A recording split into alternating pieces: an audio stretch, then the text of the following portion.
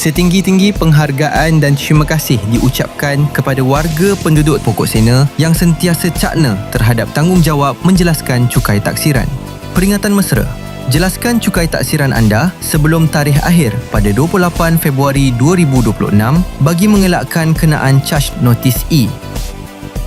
Kempen pembayaran cukai taksiran, anjuran Majlis Bandaraya Alor menerima sambutan yang amat baik daripada penduduk setempat sekaligus membuktikan komitmen masyarakat dalam menyokong usaha pihak berkuasa tempatan.